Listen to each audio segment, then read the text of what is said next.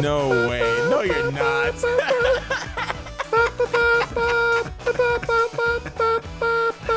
No, you're not. Matt, I'm scared.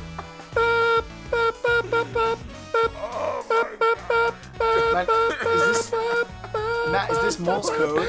Yes. Does George need our help? Oh, I can't tell if George has lost it or Russia has declared war on America. And who are the dads and who are the sons? You decide. Here at the Super Buddy Hop Super Podcast Dads and Sons Spectacular Show. Wow. It took me a minute. I was like, what is he doing? I thought he was like, this is going for a long time. I thought he was like chiming himself in like, Yeah, me too. I thought he was like giving himself like that Mario Kart. Music. It reminded me of the Mario Kart 64, like when you win the Grand Prix and that's like, and I was like, is he really, is this like his own theme song? Has he gone that far? The Comcast is breaking you out, man. Yeah, it's getting that bad to the point where my Comcast Xfinity Fun breaks just like completely break all of my digital communications down into Morse code. Hello and welcome to the Dad and Sons podcast. Wait, the we've one done this podcast where you can get everything wrong. Right. I did it in Morse code, but here I'm translating for the I can't say international listeners anymore. So we've been doing this bit where we do different languages. This is the extreme, the end of it. So we've operated on the assumption that we're like trying to culture our audience, educate them. So if we're doing Morse code this week, then what are we trying to do? We're trying to save our listeners' souls. Well, That's what we're trying to do. Fun story. Someone came up to me at Bitsummit and told me my French was terrible. They Nice. probably were correct. Yeah. Nice. Because of that introduction. Did I ever tell you guys about the time I was at MomoCon and someone came up to me and told me to never try a rhyming video again? Was it a mirror? Oh my... No. Wait. A random person came up to you and told you that? Well, not a random person. The statistical pool was narrowed down by the MomoCon demographics, but it was a fan in MomoCon who recognized me. And it was like, oh, hey, George, I like your stuff. By the way, never try to rhyme again. He said it jokingly, right? Because if you said it real... I hope! Because... I thought that video was genius. Well, I guess. of course the bar of you genius is did. George, quite you want me to low. handle him for you? I could handle him What? for you. No! I mean, those No, are I don't- fighting words, man. I don't hate him for it. I'm not offended. I just think it's funny. It's a funny story because people don't usually say that. It's not like he kicked my dog or anything.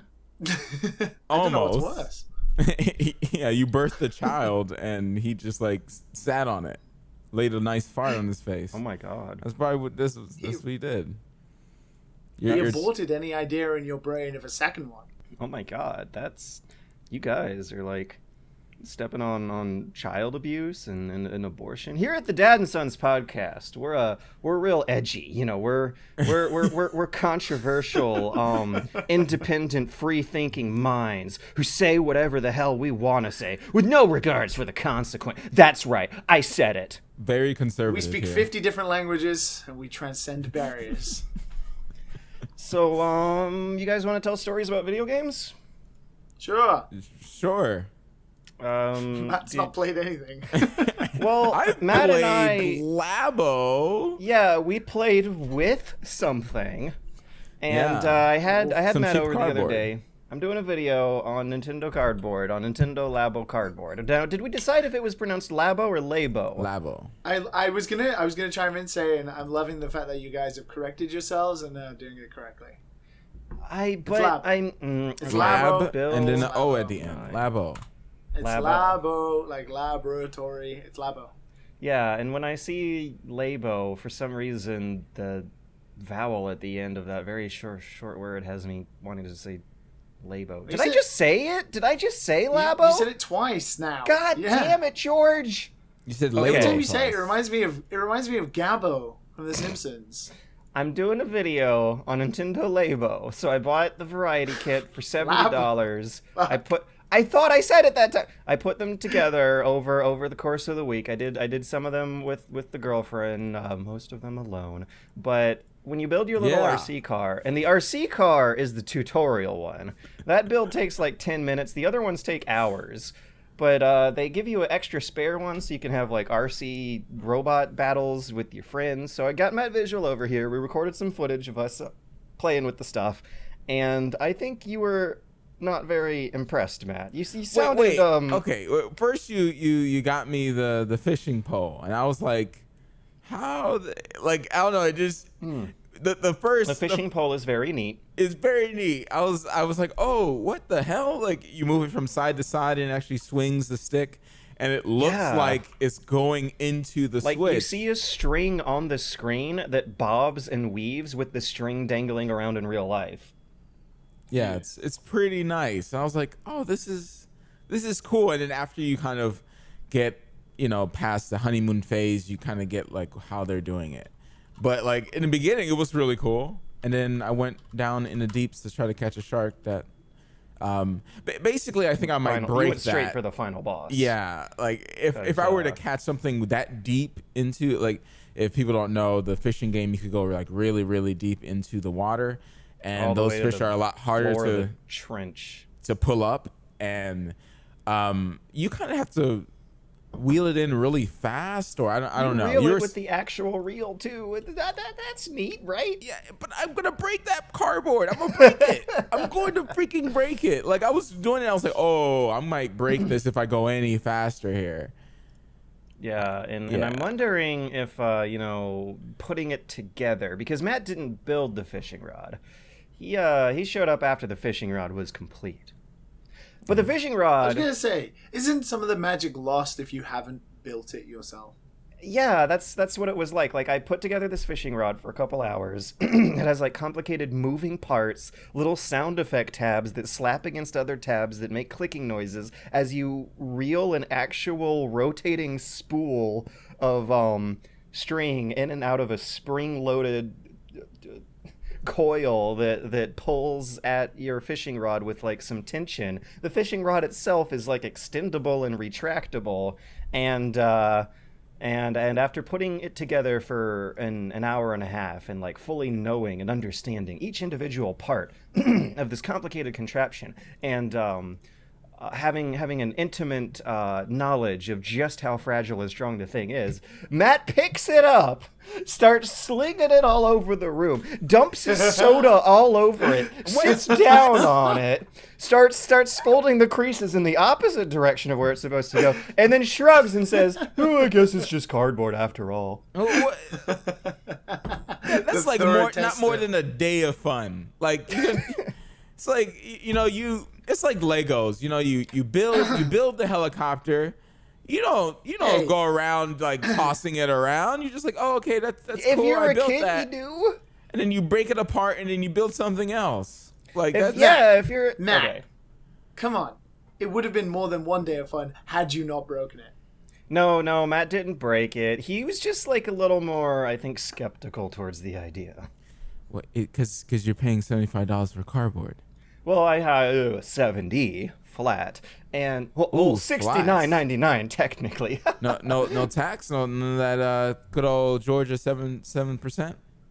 Fine. Okay, and so the other thing is that there's a lot in there. Like, you say there's a day of fun, and then it's not worth $70, but when you total up the amount of time it takes to build everything, with the piano being the bulk, the piano I think was a 3.5 hour effort total, it still adds up to about 10 hours, like 10 to 12 hours of quote-unquote, I don't want to call gameplay, so I'll just call it play. You got about 10 hours of play in there. You create peripherals, you create alternate controllers that you play like weird genres of games with. Like a fishing game that involves an actual fishing rod controller, a motorcycle game that has little handlebars you strap to your chest, and lean into your turns with, and the RC cars, like I mentioned earlier. There's a house that you build that is also one of the more complicated, longer ones. Well, I mean, maybe the easiest of the complicated, longer ones. But that one is like the less impressive mini game. It's like a digital pet sort of thing. You build a house, and when you slap your switch in the house, there's a little pet in there that you can feed and drown to death and torture and abuse. Wow. Yeah, no, Nintendo Labo gets dark, but you also didn't get to see the garage mode, where you program your own cardboard. There's a mode that actually uses like almost Unity-style visual programming, where you slide nodes of input back and forth on a grid to one another, with inputs being things such as touching the screen, shaking a Joy-Con, but there's also like Labo-specific inputs, like if a Joy-Con camera sees an IR sticker, you can do a certain output. So I created a recreation of the classic Simpsons sketch, Man Getting Hit by Football, in which I made a little cardboard cutout man, which the box comes includes with, threw a sock at him, and I got the switch to make an old man grunting noise whenever this thing gets hit. And then I created a fully functional spooky ghost with a fully functional spooky, in which I got some beer cases and started like cutting out little ghosts and stick figures, and set up the IR stickers in a way so that if one of the stick figures sees the ghosts, or technically if the ghost sees the stick figure, it creates another scream and they topple over from vibration. It's cute. And there's enough time there, I think, to warrant $70. Like, if you got kids, you're gonna have like a good 3 to 4 days of activities with the kids with this thing. But it just kind of breaks my heart that it's like only the rich kids who are gonna be able to have this really, really cool and effective edutainment tool. I don't know, man. I think it beats the hell out of Math Blasters. I was going to say, like, if you're a kid and the starting point is seeing all these crazy things that you can do once you build stuff, and then it uniquely interacting with you on the screen, like the fishing rod thing, like, the natural progression is then you're going to want to, like, dick around with it. And the Toy-Con garage thing is, like, amazing for kids. You can make a guitar with it by just like strapping rubber bands to the string. If your fingers brush this different parts of the screen, you can make it make different notes. That's one of the tutorials they give you. People have done some really, really complicated things. Like, Matt was trash talking the piano, and people have made like complicated renditions of anime music on the Labo piano. I like Labo. Labo's cool. Now you changed your mind. I just changed my mind. I just think that if I was a parent, I probably won't buy this for my kid because he would just break it. He'll break it. Guess maybe it depends on the kid. Maybe you just need to teach your kid to have some delicate fingers, you know. He's a kid. Parents, teach your kids to use their fingers good. It comes in useful later in life. Say, be gentle, Timmy. Be gentle. Yeah. No. Like, he's going to try to get the freaking fish and, to the top and slap it against the screen. He wants that fish. Yeah, because you gotta wrestle with the stick and slap it against the screen once you finally pull the fish out of the water. Yeah, I think this stuff, man, the piano, that's a fragile piece of cardboard right there. The piano is starting to unfurl. Like, you should see it today. Those keys are even more or less cubical than when you left. Yeah, that's not good. That's not good. I barely touched it. And you're like, you broke it. And I'm like, no, I didn't. I just barely. I just think it won't last a couple times. And that's not. I think it depends on the kid. I think kids who are like fragile and calm and mature about it are going to have it last longer. Thing is, I'm having trouble really deciphering what age group it's supposed to be for, because the builds can get complicated. The pieces are can get really small and fragile, late and 30s. The logic us just dad recommended for ages dad and up. I mean, people have done some cool stuff with it, and in this day and age, like with being able to see stuff on Twitter and stuff like that, as soon as I saw someone cover, like, fair enough, the game is whatever, but the soundtrack to Final Fantasy 13 is pretty fucking great, and the piano like sonnet that is in it is really cool. And someone covered that with the piano, and it's like, as soon as I saw that, I wanted to try it out. I haven't. Nintendo usually can sell me on anything. Oh but yeah. This I've not done it yet. Yeah. Don't, Liam. I've not done it. Don't. I just feel like building it myself would be a waste of time. Maybe if I built it with, my lady friend like George did. Yeah. Anything is fun with the lady friend. Anything is fun with the lady friend. Okay. I think you have to have some Do not qualifiers spend in mind. $70 on this.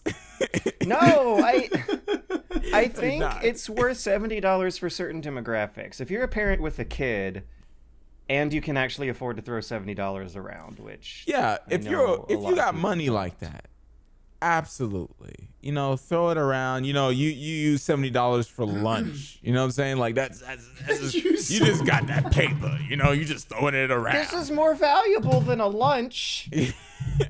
Hey, yo, I see people throw around money all the time. So if you got money like that, then why not? Matt. Yeah. What's more value? The $70 for Nintendo Labo, or $50 for Final Fantasy 15. Oh shit! Get the Labo. Get the Labo, bro. You'll have more fun with that. So, I was about to say that like the demographics that I think would really work with this product are parents with kids, or like bored, cynical adults who have friends they can build this stuff with. Because I do think I had fun. I had a lot of fun spending a week with this thing. And I think I had $70 worth of fun. And I think there's $70 worth of fun for a kid to have. And more importantly, like kids, I like that it demystifies the magic of electronics. I would have liked to have seen Matt like partake in the building some more, then maybe his opinion would be slightly different. Yeah, I went over there and he was like, "Oh, I'm gonna let you build something." And then when I get over there, he built everything. He's like, "Oh, I got you the RC car," and I'm like, he pulls out this like thin one sheet of cardboard, and I'm like, "That's it? This is what you left for me?" And like a couple creases, and I'm done. And I'm like, "Wow, George, you don't need a time lapse for this, George." George. Well, my time had winded down. He didn't want to wait for me to get off work. A long time. That took me all week to make everything. Some of us have jobs, George. I have a job. Yeah, your job's building Labo, you fucker. It keeps changing every week. I will shame him until that Patreon is 0. But the Patreon is funding this podcast. Yeah. Oh, right. shit. Oh shit!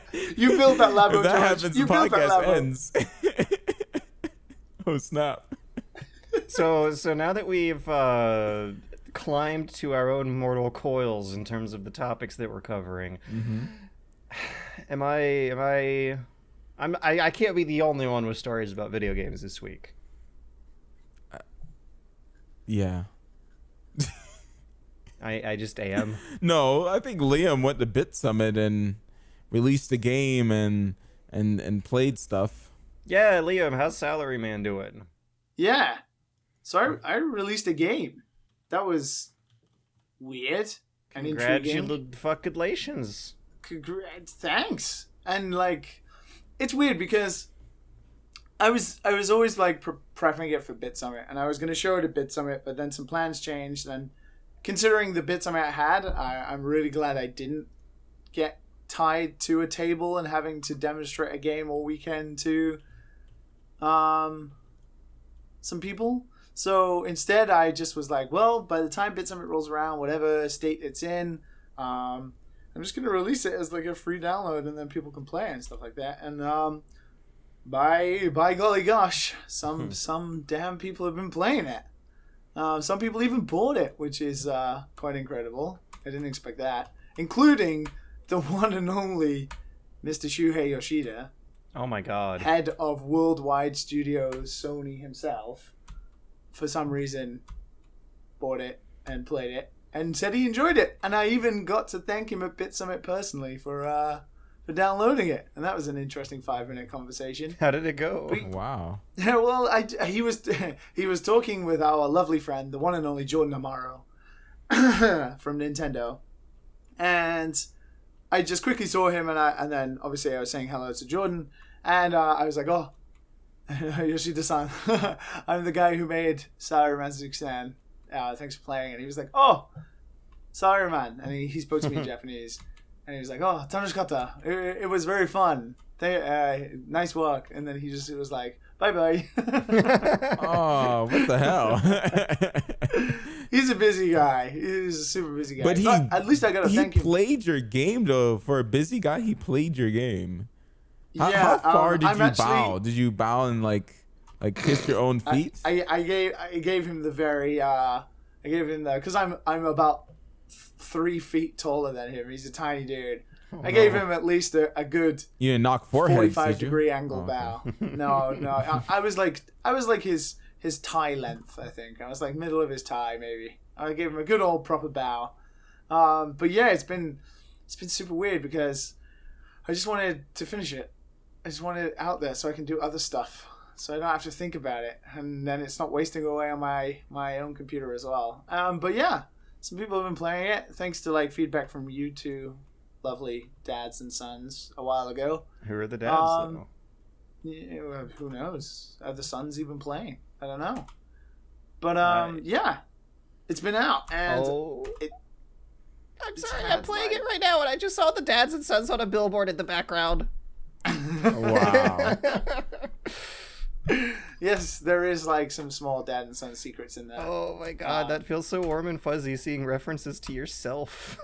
There's like pixel art versions of us in there. There's also like background versions of George and Matt in there, and a couple of other people, some wonderful people who helped with the game and stuff like that. I have to play this, man. But it's so cool because nearly 1,000 people have downloaded it and played it, which for like an itch.io game is like a big number. And wow. A couple of people came up to me at Bitsummit and said they played it and it was really fun. I got to show Eiji fucking Aonuma, the director of Zelda. I got to show him it, which was weird and scary and dumb because it was stupid. Because he made fucking Breath of the Wild and all those wonderful Zelda games. But yeah, it's been a interesting week, guys. It's been a super busy week, but Bitsummit was great, and the game being released was great. Actually, I just read a Kotaku article in which the game was featured in, which is even cool. Say what you like about Kotaku, but being featured in a Kotaku article about a game you just made that a 9-year-old kid played was, as George just said, making all sorts of warm and fuzzies. Yeah, I don't think I've ever seen myself being referenced. Wait, this is the second time in my life I've seen myself referenced in a video game. Which one was the first? The first was Door Kickers. After the first roundup of reviews, they released a patch for Door Kickers that changed some of the characters' like random generated names to reviewers who had given the game positive. Oh my gosh. That okay.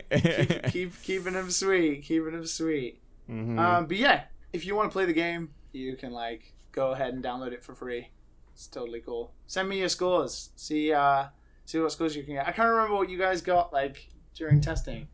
A very large score, bigger than George's. That's what's important, really. Oh my freaking! That's true. Just that's true. Me beating George and Labo. I just want to say that I found out the next day that me and Matt had some RC car battles. They work like Robot Wars. Like you have these two cars with wedges on them, and you see which little RC car can wedge the other one upside down or off the table. And I failed with dignity. Mm-hmm. And we switched. He was like, I was defeated with honor. I respectfully conceded the race once I saw that all hope had been lost, and learned from the experience the next day.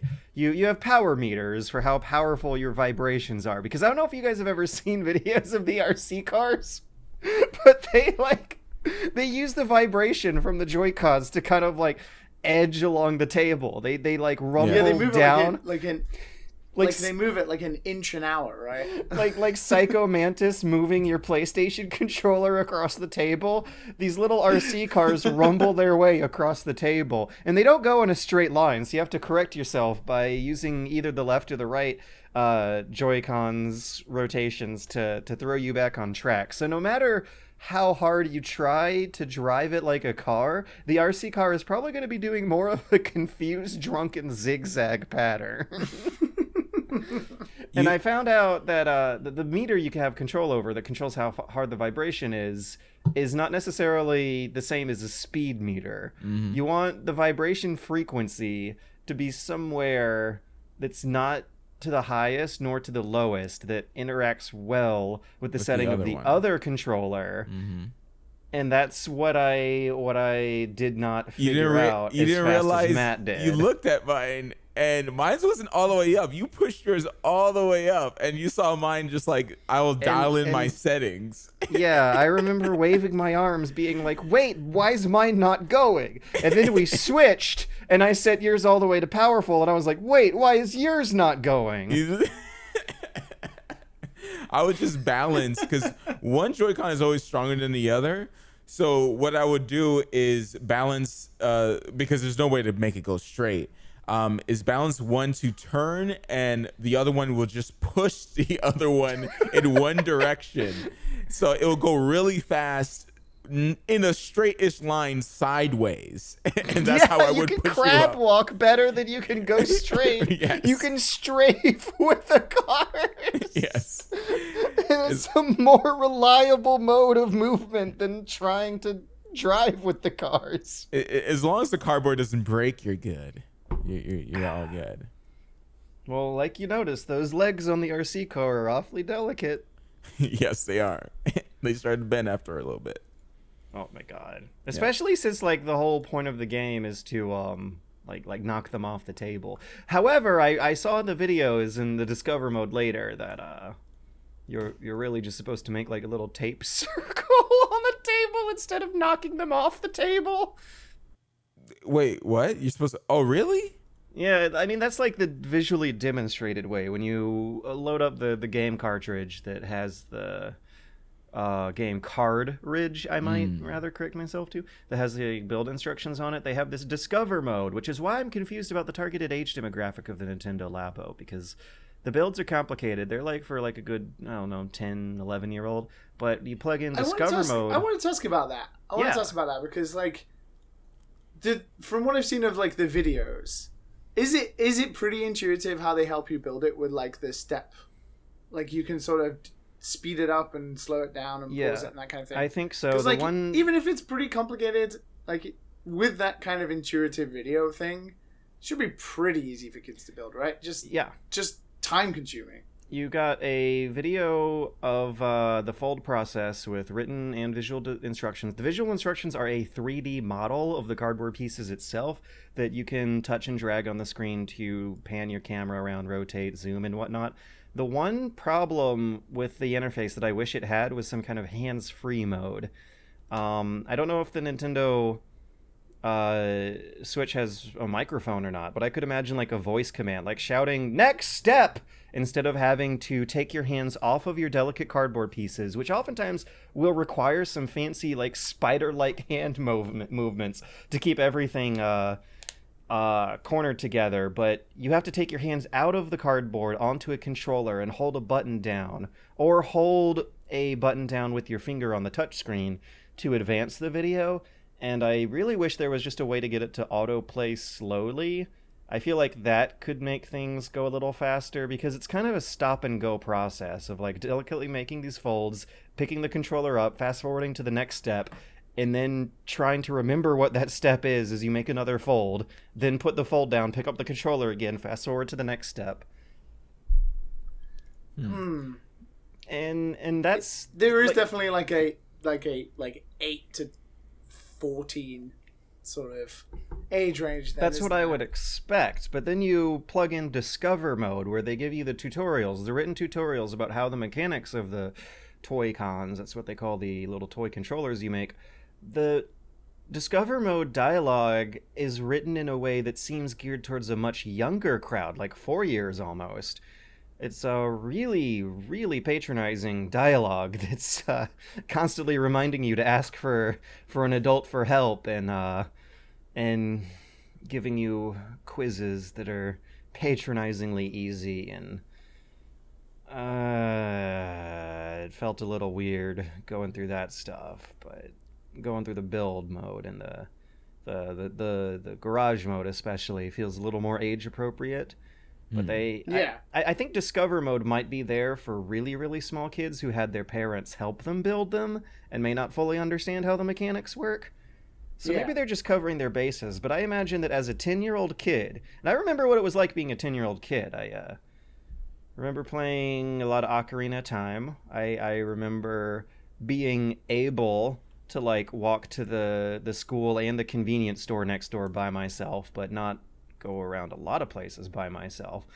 I feel like as a 10-year-old kid, I'd feel respected building these things together, but I'd all of a sudden feel super disrespected and uncool seeing the kind of like daytime children's television Peppa Pig-esque characters explain how the mechanics work in the Discover mode with all the patronizing, easy to read dialogue. You know that's I just built like a logic gate grid that opens the fridge with these things. I don't need this fucking patronizing pig to tell me what to do. The Nintendo Labo Hadron Collider is their next one, and when you load up Discover mode, you're gonna have like Peppa Pig and Dora the Explorer be like, "Hey kids, do you know what a Higgs boson is? Time to build nuclear fission." The Nintendo Labo like nuclear fission kit would be so great. Think of the edutainment potential. I mean, they're already making kids build robots, so you just have to start powering the robots. I did not buy the giant robot kit. I wonder how well that one's gonna sell at all, really. But I don't think very well. I don't know. I imagine there's a lot of kids who would make convincing arguments to their parents about how the giant robot kit is cooler than the dinky toy piano kit. And then I feel sorry for those kids. The mom buys it, sees the kid build it, and then never touch it again. I worry about that. And so I worry about the game. It's not like, Legos. Yeah, the game. Unless they're going to reuse the actual robot kit itself, or have like downloadable content for more like things to do with the robot, that is definitely like one and done. Like the piano at least has like some replayability to it, and even the RC stuff, like you can toy around with that and stuff. But with the robot, I haven't seen anyone do any crazy Toy-Con programming shit with it, so it seems a bit of wasted potential. There's some alternate gameplay modes with the robot, not a whole lot. I can't speak to them personally because I got the variety kit, and I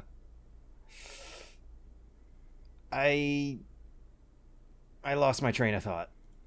That sounds like me. You're getting like me, George. Nice and old. You two spent way too much time building cardboard. The robot kit uses pulleys that you hold on your hands and legs to like track how hard your robot's hands and legs itself are extended, and apparently there's a visor involved at some point that you like switch down to activate FPS mode. And I mean like most internet products, the working isn't the problem. Like, I've heard it works pretty solidly, even all the crazy stuff you have to do with it, like pulling those levers and shit. But it's like the actual thing you interact with, the game itself, is kind of like 20 minutes and you're done. Yeah. Most of the games go back to it. Are of that case. Like, you're not going to play with the fishing minigame for, I'm guessing, more than 30. 20 minutes and you're done totally describes the little pet in the house game. But it's the piano and garage mode that have the lasting appeal. And that's why I would like, if I could, to be able to Google up some stuff you can do with the robot kit in the garage. I was looking at it on my mobile the other day in the car, and I can't find the page myself, but the Nintendo robot kit does come with a garage mode where you can use all the much more complicated parts of that robot kit to make different you can? applications with it. I don't know if it's as open-ended as the garage mode for the variety kit, though. Oh, okay. Because I haven't seen anything with the robot, and I'm pretty sure. But the robot kit has a lot more complicated moving parts to it, and I'm a little. People are like building logic gate programs, and like they're doing crazy stuff. You could make more complicated stuff with the robot kit parts than the variety kit parts if you had a garage mode to fully unlock them and put them together. Yeah, exactly. And I would like wasted potential. Love it if I had more time and creativity to play with the garage mode stuff. I did it for about a day and a half. Bring Matt over again. I could. Sounds like he hasn't got his building wants out yet. You know, it's too expensive. It's $70. It's gotta have more value. You know, you just play it for 20 minutes and you're done, right, Matt? Wait, what? I was just ragging on you for hating the Nintendo Labo so much. It's good. It's good. It's good stuff. What's also good is Aggretsuko. Oh, yeah. Yeah. Like, really, really good. I finished it, George. Not 6 episodes. I finished it. You went all the way through? Of course. I was addicted to it. It was really good. Really good. You can easily watch it in one day. Yeah. It's a short little 15-minute like episodes. Yeah. I watch it on my lunch break. Like it's real easy. I would say it gets kind of what I liked about the series is more in the beginning of the series more than it is at the end, even though I was okay with it. At the end. Did 6 episodes. First 3 were great. The next 3 were the ones where I started to just get confused. Yeah, but then the last 3, surprisingly enough, start to pick up again. Like middle 3 are definitely the How many episodes? I'm thinking about total? stopping this. 10. Oh, so I'm pretty close. If I'm 6 in, I only got 4 to go.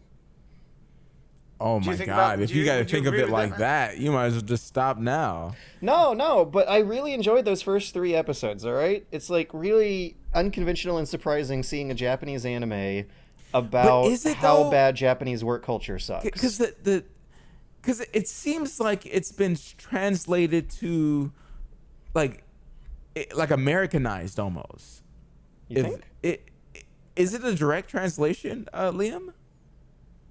Wait, did you have it subtitled? No, I had it dubbed. Listen? Oh, I had it. Okay, so I watched the subtitle. Did he call her? Did she call her boss like a misogynist and all this type of stuff? And a chauvinist. I mean, she does, but like kind of in Japanese. In the subtitles, way, which is different. Yeah, they use like the word chauvinist.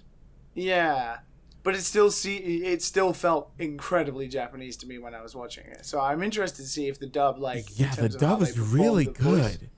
Like really good. I imagine it is. Like the voices and everything are just like on point. I was quite surprised. What is the death metal bits like? Yeah, it's good. I was like, really? Yeah. Shit. I want to check it out. My friend has watched the 1 minute shorts. You know, the 100 episodes of 1 minute shorts or whatever. And he's the one who told me about that in the beginning. I didn't know that you were talking about the same thing. And then they remade this one. And I watched it in English, and he's only a sub guy, you know. He's like well into it. But I was showing a little bit of that. Yeah, the death metal part, it's done really well. Like the voice is perfect. I don't know. I doubt it's the girl voice actor that's doing it. It sounds like a male voice actor that's doing it, but it's impressive. I want to check it out. I kind of heard that in the Japanese version too. But I didn't know if that was really the trick they were doing or not. Yeah, the Japanese version is amazing. It reminds me of an old anime called DMC, Detroit Metal City, and that's an anime about like this kid who wants to be like a pop star, and he's like really innocent and sweet, and he sings like sweet love songs, but he gets like a sort of a part-time job singing in a death metal band, and he ends up becoming Krauser-sama, the most revered and incredible death metal musician of all time. And when he's on stage, he becomes like this incredible like lord of death, and he absolutely hates his job, but he's incredible at it. Like when he's on stage singing like these death metal songs, reminds me of Aggretsuko. Really, really, really similar. Yeah, speaking So of people who hate their jobs, like I really, really enjoyed seeing the unique perspective of someone troubled with so many of the frequent issues of Japanese work culture that we always hear about. They throw around the term karoshi. In subtitles they say like overwork yourself to death. Like they mention that a lot. And there's that one scene where like Haida, like the one where Retsuko goes to the wedding and she's like pretty miserable and like she walks off at lunch. $3,000 for a wedding gift? $300. Oh, that's what it was? Yeah, did 3,000 yen. miscount? Oh, yeah. okay. No, 30,000 yen. 30,000 yen. yen. 300. Yeah, $300. Wow. But there's still fucking makes a more lot. sense. Like in Japan, it's like a typical thing. But she's like super miserable, and then she goes off, and then like Feneko is like teasing Hada, saying, "Oh, she goes to the roof. Work overwhelms her." It's like, Jesus fucking Christ, Feneko, calm the fuck down. And she's the best though. Yeah, but she's kind of an asshole and she's kind of an asshole. Most of the people in that office are kind of an asshole. Hyde is amazing now. Poor boy. I really need to watch the Japanese to see how different it is, because I feel like it's drastically different. Oh, does like, Feneko laugh that way in the English version? Does yes, she say, she does. Nice. Yes. Nice. Yeah, she has a very That's monotone good. voice for everything. Yeah. And then like the girl who's always like acting fake, like they do her too. Like, oh, Mr. What? Well, I forgot the guy's name already. The freaking pig guy. And he's always sucking up to him. Like it's all. I wonder if you would have liked it more if you watched it in English, George. Like you didn't have to focus on it, because I know you don't like to focus on one thing.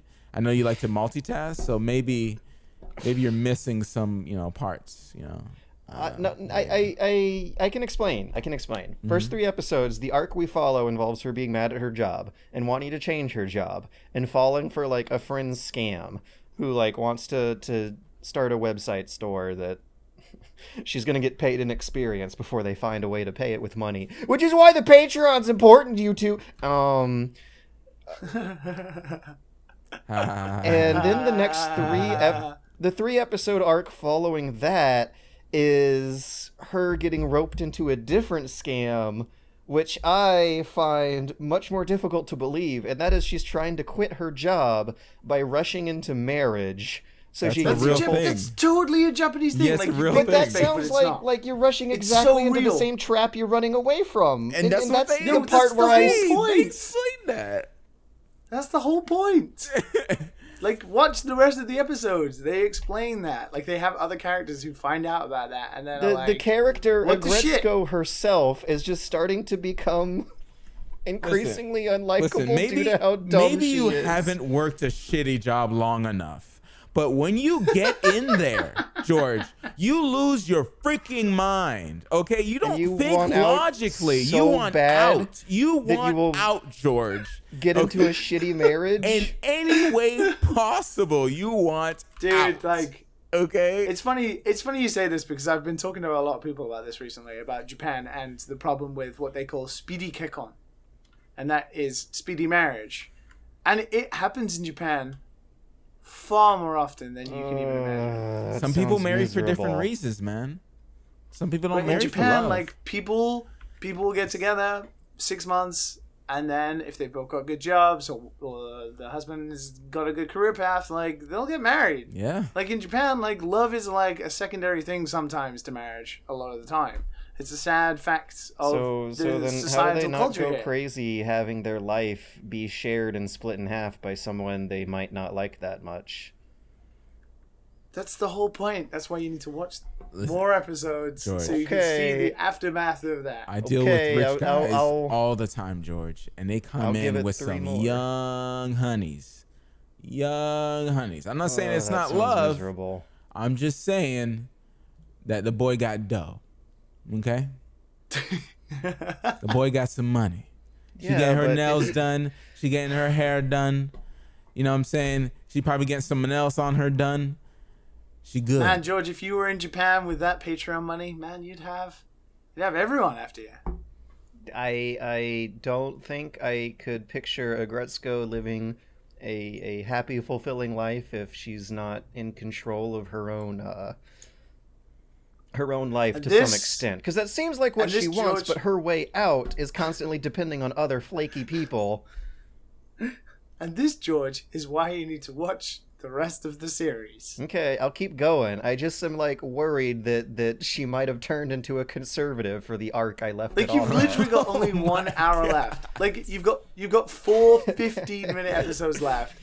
Right. You're just digging yourself into a hole. I'll get the lady friend over the weekend, and we'll finish it off over the next weekend, and we'll come back with the Aggretsuko report next week. Make sure you're looking at the screen, George, when you're watching something. It was hard, okay? Sometimes my cell phone was blowing up with Discord drama, and you gotta address it. Oh my god, you can't just stop it and then address the phone? Oh my god, there's so much Discord drama that I can't. I a lot of times just can't watch an anime all the way through without looking at the phone all the time. Oh my god. Oh my god. Can I talk a little bit about Bitsummit before we move on? Yes, please. So I went to Bitsummit over the weekend, and obviously we spoke a this train little wreck about up, please. I'm just gonna. I'm just gonna chime in before George digs himself into a hole. Yeah. I went to Bitsummit this weekend, and Bitsummit is, as I explained last week on the podcast, it's Japan's biggest indie game festival in Kyoto. It's a wonderful time. I was saying very much last week it had a very creative atmosphere to it. Mm-hmm. And stuff like that. This year, I will admit, they were stepping up their game in terms of trying to match other conventions, which for the first day unsettled me a little because it was crowded as heck. It was double the amount of people from last year, and it was stands upon stands upon stands of businesses and all this kind of thing. And I was like, whoa, this ain't Bitsummit. What the fuck am I? But then I started walking around and it still had the same spirit, which was good. And there was lots of cool Japanese developers there showing off their games and some Western developers too. And there were a couple of good games I played there. I didn't get time to play too many because it was so crowded. But there are 2 games I do want to highlight that I got to play. One of them being that new Bloodstained Castlevania indie game that was announced literally yesterday. Oh yeah, that is coming out 8-bit. Next week. That's a quick turnaround. I hope it's cheap. Which would worry some people, but I played it, and by gosh darn, that game is really fun. So for anyone who doesn't know, the Bloodstained Kickstarter, one of the goals was, and a lot of people just skipped over this, was to make an 8-bit Castlevania harkback that's a spin-off of Bloodstained.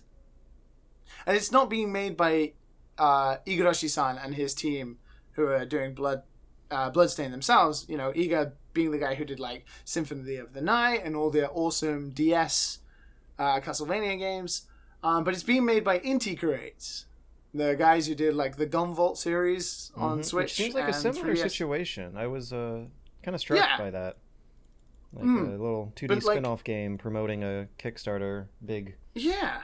And I think it's really 2D. neat because having played the game, it was announced at Bitsummit. Having played it, it's basically Castlevania 3 and maybe Symphony of the Night had a cool little baby. And you have these multiple characters that all play really differently. They kind of all have the former Castlevania characters. Yeah, it's NES abilities style, and stuff like that. PS.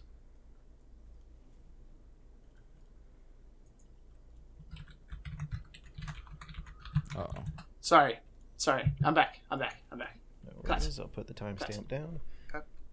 Yeah, so it harks back to like all the previous Castlevania sort of characters in some way. Like Miriam, the main character from Bloodstained, the woman, she has like pretty much like Simon Belmont's whip. And there's like a guy who is kind of like Alucard, and he's a vampire and he can fly like a bat. And there's this other guy who's like a wizard and he has like arcane magic and stuff. But you can change to any one of these characters at any time by just pressing L or R on the button. And the world is built around like trying to like solve environmental puzzles while doing the normal Castlevania thing by, you know, switching the characters, all having different powers of ways of getting around things. And it was really neat. And for a game that was literally just announced and then comes out next week for the PS Vita, the 3DS, the Switch, the PlayStation 4, the Xbox One, like every platform under the sun, I'm actually really surprised at how good it was.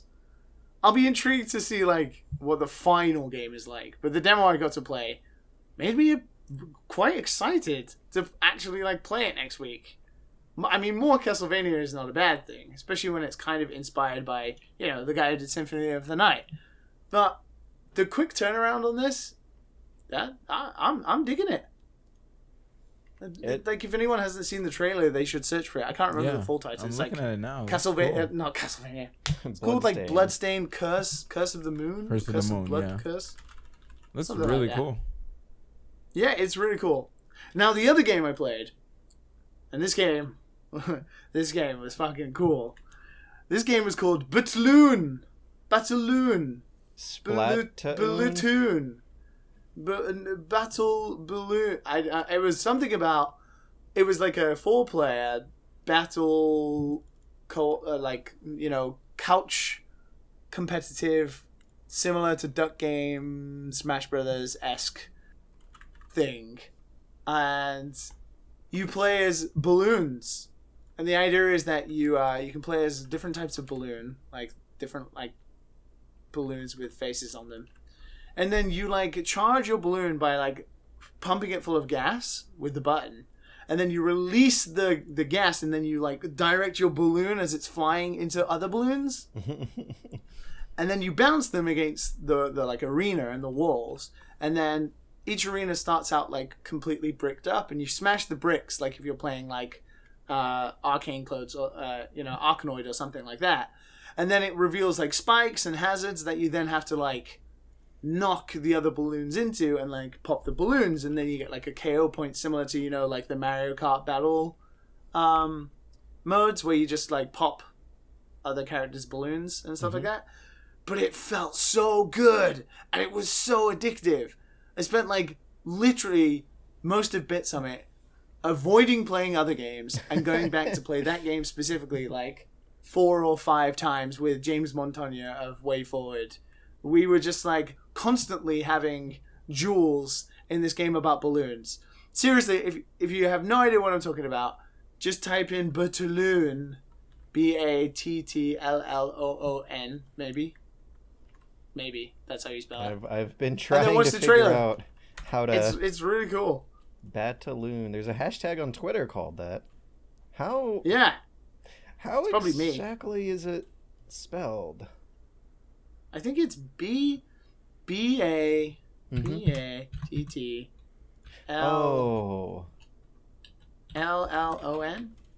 Or L-O-O-N? I don't know. B-A-T-T-L-E-O-N. L-E-O-N. Is that it? Yeah. Battlloon. Wait, no? That's not it? No, that's not right. That's not it? No, that's like some sort of D&D game. Oh man, I hope they're gonna be okay with this. If your game is not easy to Google, then you have much more of an uphill battle to fight to sell your game. Yep. Ooh, this has happened before. Battlloon, maybe? I think it's Battlloon. I think it might be. It's not Battlloon. Battlloon. Oh my god, this is no. This is no. Well, forget it. It's not worth it if we can't Google it. Let's it's not clean enough for the podcast. B-A-T-T-L-L-O-O-N. Can you do that one more time? B-A-T-T-L-L-O-O-N. L-L-O-O. Okay. Yeah, 2 T's, 2 L's, 2 O's, and an N. Okay. Wow. And then watch the trailer. It's so charming, and the artwork is amazing. You have like a balloon that looks like an octopus. You've got a balloon that's like a space cat. A balloon that's a bat, a bird, a pufferfish, a balloon. And you try to fart everyone into spikes. Yeah, pretty much. Like you're just like you're farting all your gas out to like. So you trade mobility for protection and security, I guess. You could do some pretty tight turns, like if you time your gas right. Like it's quite hard to control because you have to gas right. because you have to spin the balloon. Like you can.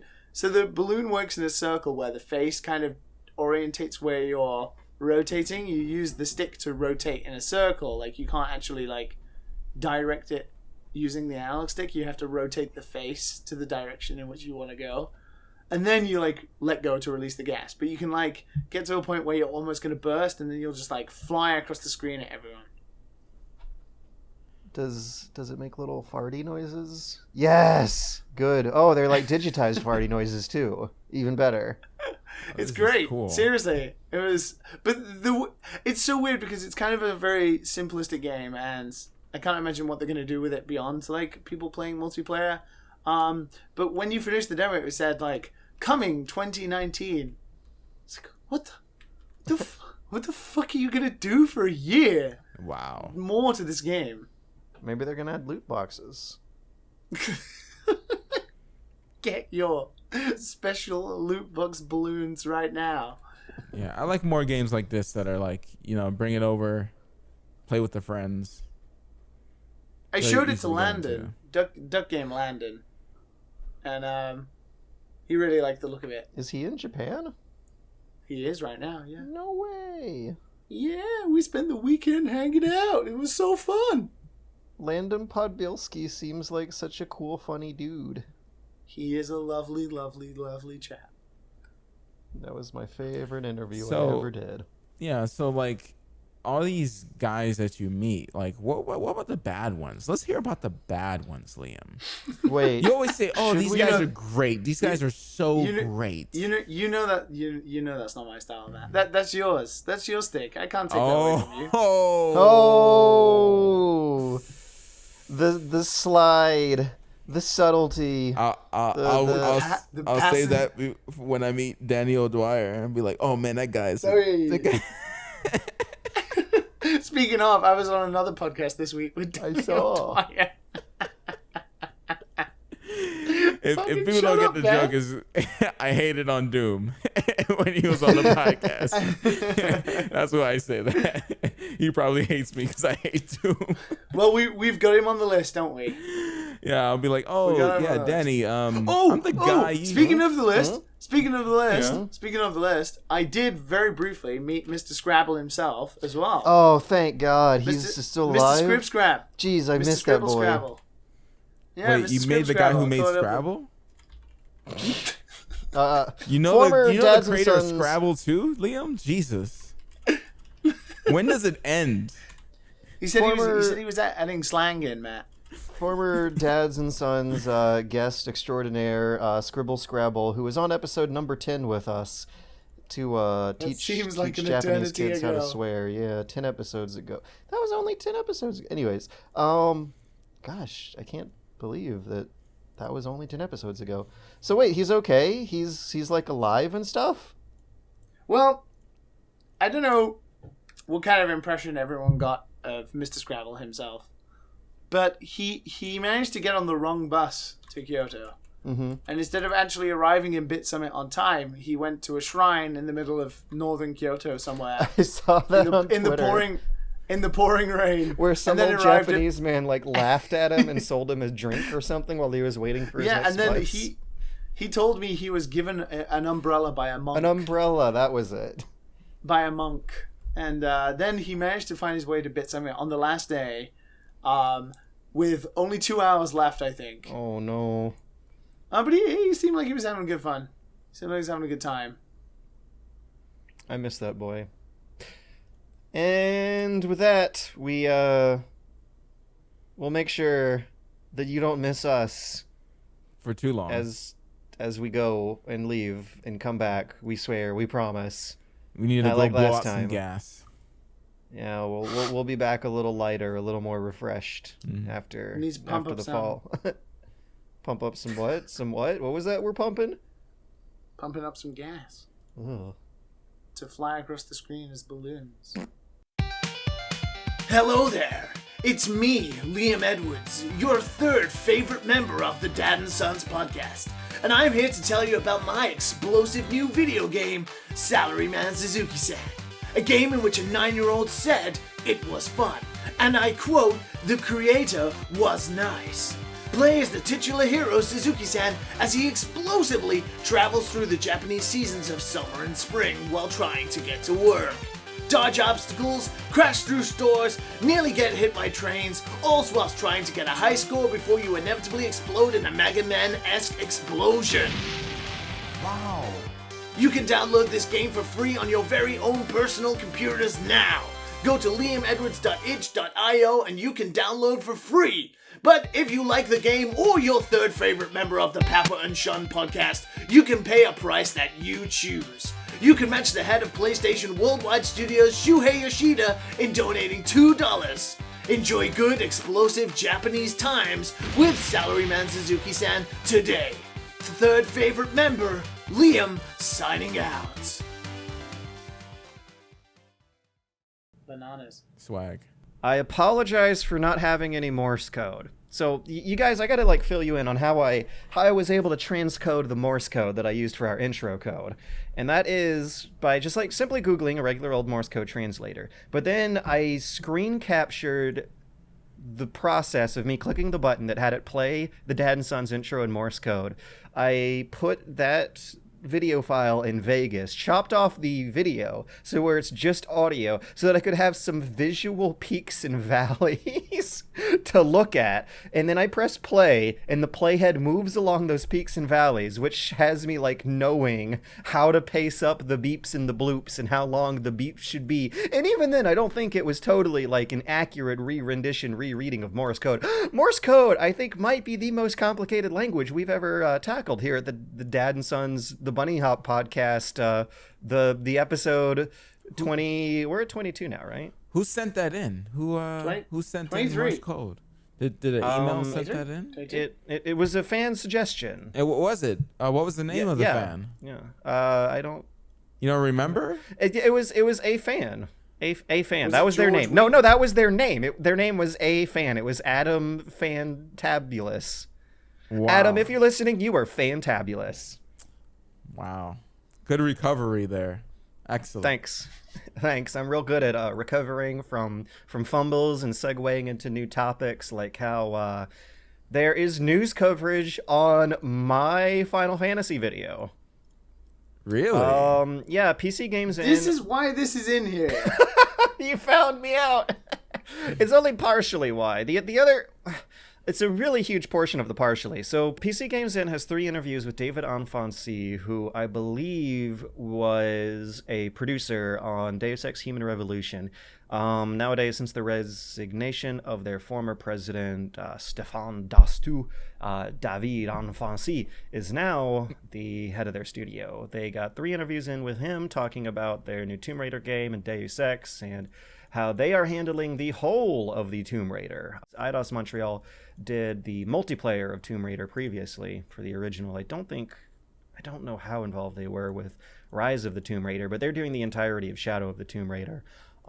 They are also working on a Avengers project, and it is believed that a third game that they're going to be working on is Guardians of the Galaxy, or... Yeah. Guardians of the Galaxy is an Eidos Montreal game that is rumored. Avengers is an Eidos Montreal game that is confirmed. Tomb Raider is an Eidos Montreal game that has been revealed and detailed and is going through the hype cycle right the heck now. But they wanted to clarify that Deus Ex is not dead, and that is something that I kind of wish I had hammered home a little bit harder in my video. In fact, I should throw this link in the description because I did say follow-ups that were going to be thrown in. But David Anfonsi I don't want to say spilled the beans, but was asked about the rumors for my video on Final Fantasy Project W, which was to be Eidos Montreal's attempt at a Final Fantasy game. The theory is that Square Enix was shopping Final Fantasy out to some Westerners around the late aughties. In 2009, there was a canceled project from a Swedish studio that was going to be a Final Fantasy Western spin-off. In 2012, you have this Final Fantasy spin-off canceled by Eidos Montreal, which was also going to be a very, very ambitious AAA expensive spacefaring game with a high-tech engine. That got canceled. That did not get approved to be a Final Fantasy game by the director either. But David Onfonsi said regarding the secret project that no one ever knew about until I made a video, he's seen the video and calls it very well done and very funny to watch. I'm wondering how, like, funny it was. Because there were good jokes in there. I got the animator to, like... Well, I didn't get the animator just crammed every single frame with a lot of really good gags. And I got the animator to also, like, match up some of the caricatures with some of the maybe or maybe not real people who might or might not have been involved with this project. And he said it was funny. Yay! He said it was very well done. Yay! I just hope that wasn't the patronizing kind of funny. Anyways, I would try to... Never mind, I should stop talking. He told us that it's normal for new game projects to get started and canceled all the time. That is true. It's a very creative industry, so the process to start things, to try things, to test new things, learn from them, maybe apply to current or future developments, can sometimes have smaller projects get left in incubation. Regarding the cancellation of larger products, such as the rumored Project W Final Fantasy, Onfonsi says, if at some point we say it's not working, we'll stop there. We have other games and developments that need to deliver. The version of the story that I was hearing was that this is a project that a lot of people at the studio were super duper hyped for, that the people who were involved feel legitimately snubbed that something cool ended up getting canceled. But at the same time, he's not wrong. Ambitious projects get canceled a lot. In fact, I would argue more often than the not ambitious projects, which is something to always keep in mind when hearing about canceled, rumored games getting closed up, which is getting reported on a lot now these days. There was recent news leakage of a Bionicle game, I believe yesterday, that never Bionicle did make it still out, exists? but was otherwise quite a long complete. I don't know nowadays. It was a canceled project from a few years ago. But he also did for sure want to clarify that Deus Ex is not dead. Eidos Montreal has projects they're working on. They are a lot of licenses and sequels from other properties. They've got their Tomb Raider. They're now calling Deus Ex the brand of the studio. And one thing that was really interesting when going back to reread a lot of Eidos Montreal material and news from circa 2012 and 13 is that back then they were trying to not really exclusively focus on Deus Ex. Like, the studio opened up to revive a lot of older classic Eidos franchises, which include Tomb Raider and Deus Ex, but also Thief. They put a lot into that Thief reboot that got shuffled. It was going to be Thief 4, but it got shuffled into a Thief reboot kind of during the final tail of the development and ended up suffering a lot of sufferings that they now don't want to be associated with. They want to be known for their Deus Ex games, and they want to clarify that they're not making any more Thief games. They've made more Tomb Raider games than they've made Deus Ex games. Maybe? Like, which Tomb Raider games? Because Crystal Dynamics did Tomb Raider, and Eidos Montreal did the multiplayer of Tomb Raider. And I think... Oh, okay. Yeah, that's right, yeah. I don't know if Rise of the Tomb Raider has any multiplayer at all. Yeah, no, it has multiplayer. Oh, no. Probably. Has Yeah. No, Rise of the Tomb Raider doesn't have multiplayer. That was all Crystal Dynamics. Eidos Montreal has Shadow of the Tomb Raider. Wait, no. Eidos Montreal cooperated with Crystal Dynamics, but those are like more Crystal Dynamics games. Okay. So except for Shadow. It could be fair that they... Wait. If they... Like, I don't get this. Because, like, if they're saying Deus Ex is not dead, rather, it's the brand. They're taking a break to make more lucrative projects first. And so I don't know how lucrative Tomb Raider is, but Guardians of the Galaxy and Avengers are going to sell well because of brand recognition. They're shoving their brand because Square Enix are telling them that it doesn't make money. So they have to do movie tie-in stuff instead. Which, I mean, the Avengers thing sounds cool, but... Not movie tie-in, but, licensed franchise. And I think it's totally cool if you miss the movie by a few years. I mean, Chronicles of Riddick missed the movie by a few years, and it was fantastic. GoldenEye from the N64 missed the movie by a few years, and it was fantastic. Well, is there going to be a sequel for Guardians of the Galaxy coming out over the next couple years? Because they might try to tie it in with that if they're going to do a part 3. I imagine it's Marvel. Like, depending on what happens at the end of the next Avengers movie, I guess that will tell you what the next Guardians of the Galaxy is going to be like.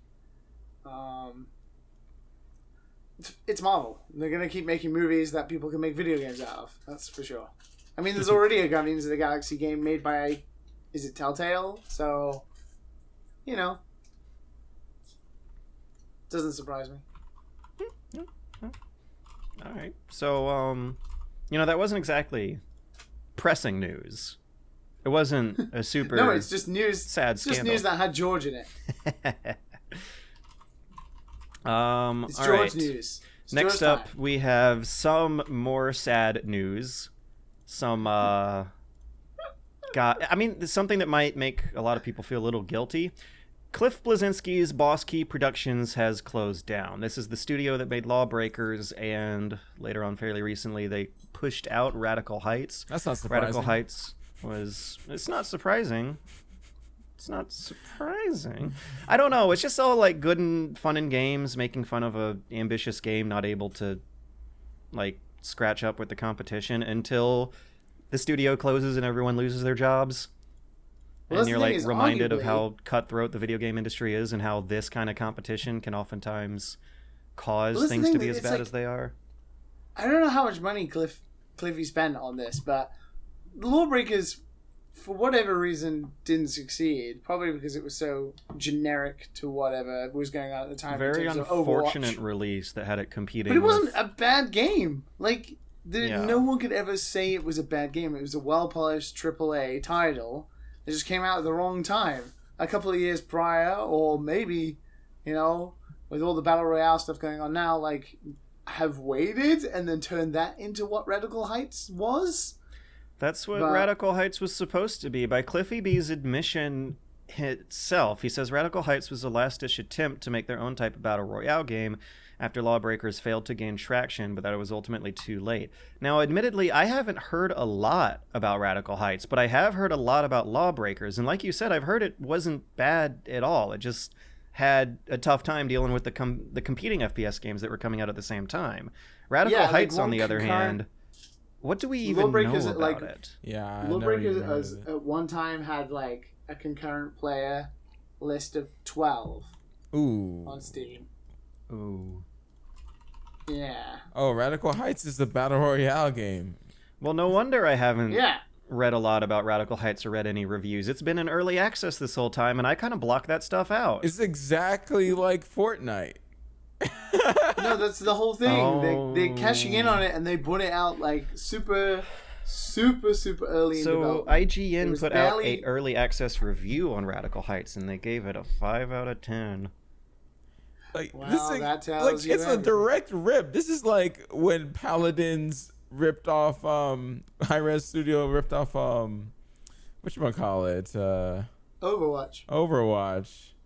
Well, supposedly Paladins was like in development before, but whatever. Yeah, that's what's really unfortunate about these things, is that when Overwatch came out, a lot of other games that were trying the same thing, that were in development for about the same amount of time, just so happened to also come out around the same time. Yeah. And Overwatch, with its big chunky hitboxes and super easy difficulty and incredibly accessible playstyle that I'm sure we all know and love, with its loot boxes and microtransactions and hitboxes and team comp play with headshots that you need like 6 of them to do. That stole the show. That's the one everyone wants to play. Yeah. Number one. One of us has to play a Battle Royale game soon. I think I'm gonna like Fortnite. We need to be able to comment or at least comment with some form of fact, unlike what we usually do. I do not play those games solo. That is just not my thing. So when one of you guys gets time out of your busy schedule, let me know. I find PUBG too slow and quiet for me, so I bet I would like Fortnite. Well, I've played PUBG about 10 times, and I'm happy to, not play it again. Like, I'm okay. How contrarian of you. I bet you only do that just to be a cool, edgy person who doesn't like what's popular, when I've played PUBG about 10 times myself, and I just did not feel it. Yeah. Yeah. I mean, it's okay. Like, sometimes it can be intense if you get around to, like, the last 20 and you're, like... There were just... nervous. I don't like broken games. Yeah, there were a lot of moments where I was pressing a button and my character wasn't doing what I wanted them to do, and instead they, like, clipped inside a car and got ran over and died, and that's not fun. I had enough, like, bugs in DayZ. I had just enough bugs in DayZ. That was the end for me. So PUBG, when I saw it, I was just like... And I played it, and there was a couple bugs that happened. I was like, I'm straight. I'm straight. It's not. It's certainly more polished than like DayZ and Arma, but at the same time, if you point your gun at someone's head and shoot, you can't rely on a solid connection, and that's pretty important for games that like boil the entire exchange of the whole experience down into how well you can point and shoot at other players' heads. Yeah. No. Yeah. Yeah. UE4 tends to provide better, more reliable, consistent experiences than whatever the hell engine Arma is struggling to churn out of their Steam-powered dev kits. So, it's sad. It's sad. The Cliff Bleszinski studio had to close down and not take another stab at making good FPS games when they had a shot. They tried. They did an admirable effort at Lawbreakers. Don't quite know if I'm seeing the appeal of Radical Heights, but I would have loved to see another attempt from Cliff Bleszinski at making a like badass, fast-paced arena shooter game, because that was his jam back in the day before he decided to make slow-paced shoulder shooter, cover shooter games that got neutered by publishers as they developed a mass market appeal that caused him to grow a distaste for his own studio and leave and go indie like so many people do, and make way less controversial quotes. That's another thing about Cliff Bleszinski, is that, like, he's a polarizing personality who oftentimes was playing the devil's advocate back when he had better job security at Epic Games. He would oftentimes do devil's advocate arguments, celebrating, if not encouraging, corporate video game practices that a lot of gamers were finding unpalatable. And he's made some really aggressive statements about how much money he makes, like how hot his wife is, how cool the car he drives. Yeah, like, that all just strike me as a lot of materialistic, shallow guff. Like, he had pictures of his wife, like, almost nude. Like, he's a weird freaking guy. I hope she was the one to press the button on those. I don't know, man. I don't know. But, I'm pretty sure she was okay with it. I mean, you married the guy, right? Yeah, but bragging isn't cool, kids. Bragging is, yeah. He's a bragger. He's a bragger. And that's the thing is, like, I think that's why people probably reading this don't care. Well, maybe he's going to learn some humility from this experience, because Cliffy B has gone through a lot over the past 4 years, guys. Come on, he left his job. He made 2 failed video games, and now he's probably not got quite such a perfect track record to brag about. Because, man, I fucking loved Unreal Tournament. Unreal Tournament was my favorite shit growing up, so I still have a soft spot for this guy. I love Gears of War. But so you probably have the soft spot too. He started doing some. He didn't like. He's the type of dude where something's broken in a game, but he stands by the brokenness and doesn't fix it. Like, he's that type of dude, and he says it on his Twitter. Like, I don't like that type of stuff. I don't like that type of stuff.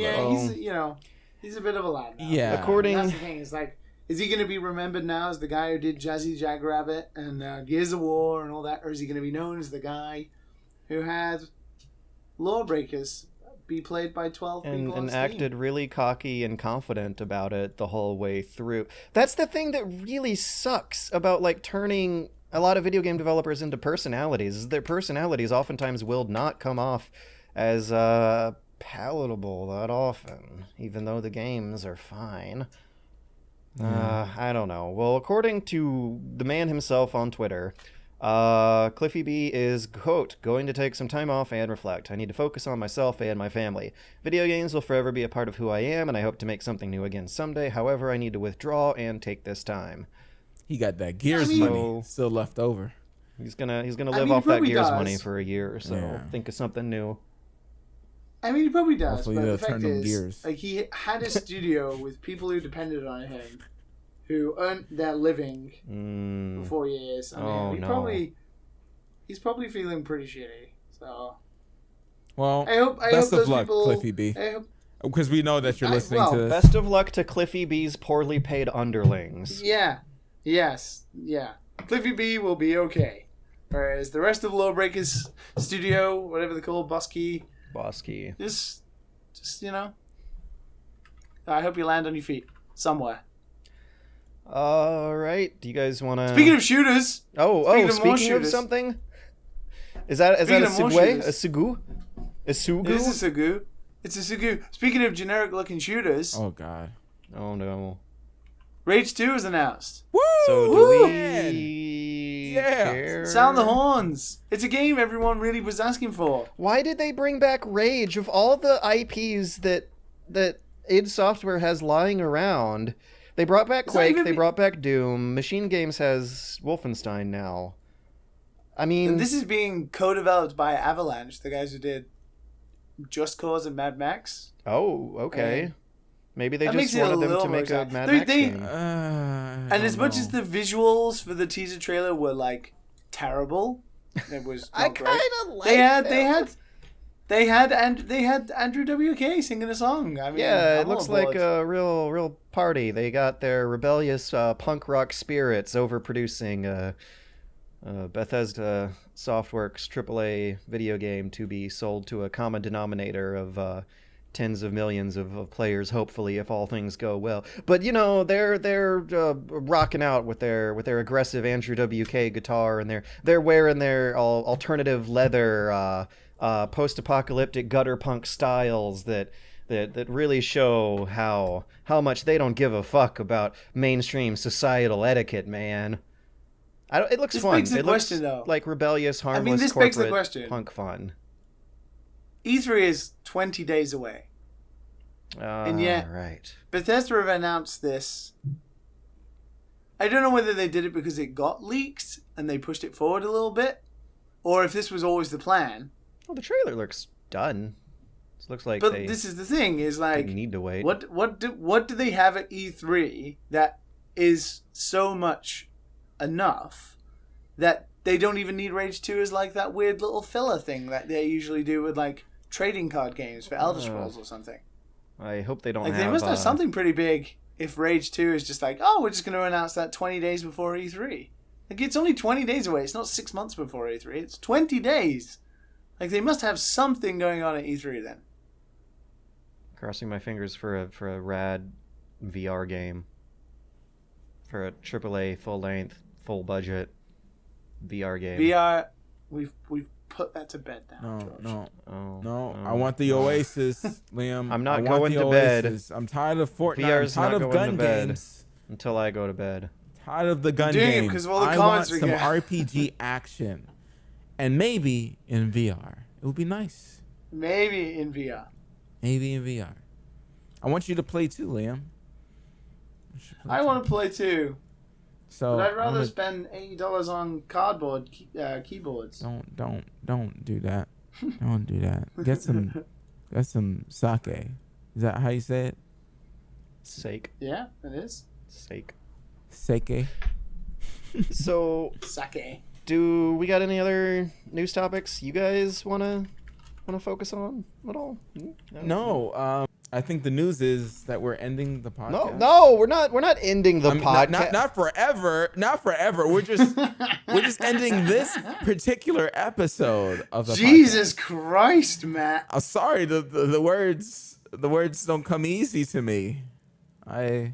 English is not my first language, as you guys know. Italian is actually my first language. Yeah. All right. So, well, we are going to be rejiggering the sections towards the end of the podcast. The trivia game. I don't want to say that it's gone forever. It's just gonna take a hiatus. You know, after so many attempts of me and Matt getting nowhere. Mm-hmm. Yeah. We had emails saying people loved it. We had emails saying people didn't like it. But it's time. Like, even for me, it's time to move on.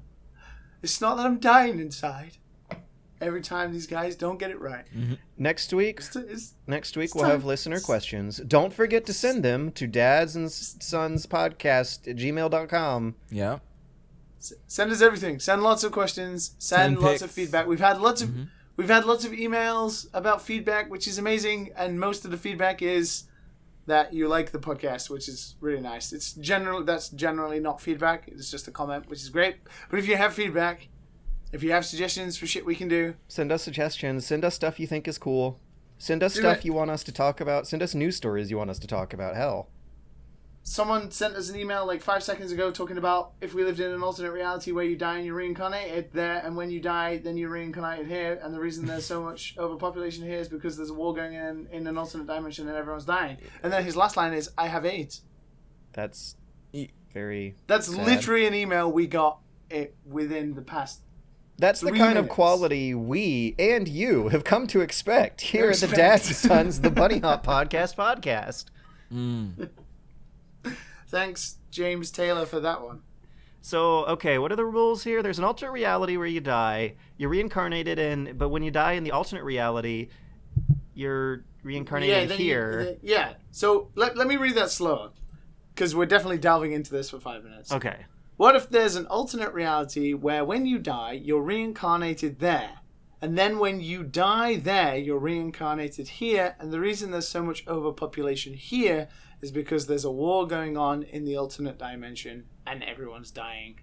I have AIDS. It sounds like a population crisis is occurring on both realms of human existence in that case, then, both the afterlife and the regular life.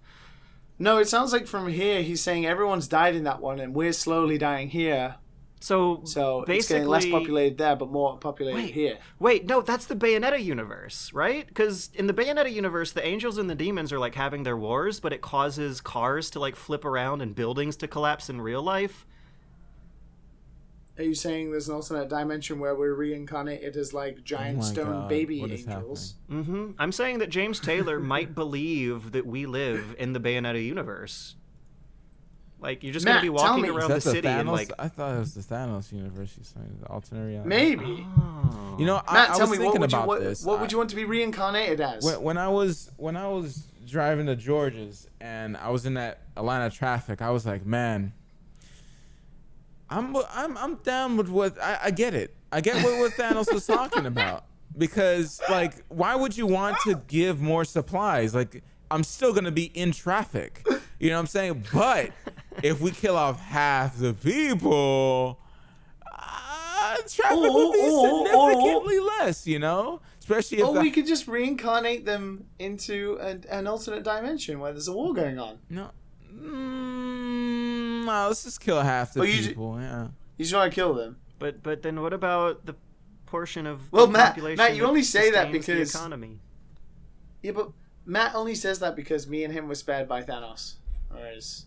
I totally remember watching that movie with my face. Whereas George died. I died. George was saved. Right? Wait, I thought George died and you survived. No, I didn't survive. I died. That would be very in keeping with Matt's complaints. Luck. Yep. Yep. I don't know. I think at this point, fading to ash is like Matt's one life goal. Is that what people fade into? Because I noticed that after I watched Avengers Infinity Smash, I noticed that this meme keeps popping up. References from that movie, you know, that I saw. There's frequent scenes where people like fly away into poorly CGI drawn triangles, but were they supposed to be ashes? I think it's ash. I don't know what else it could possibly be. In the film, it's very ash-like. Ah, yes, I remember Hey, this that. is spoilers for Infinity War. We've done this twice now. My last words would be like Final Fantasy 15 is shit. Oh, Then I'll just fade away. Bye. bye. Labo is worth more your money. Wah, wah, wah, dum. Wah, wah, wah, dum, wah, dum. It's just playing in the background. It's you and George just fade into dust. I always text someone, yes, Final Fantasy 15. Jesus Christ. Are we still recording?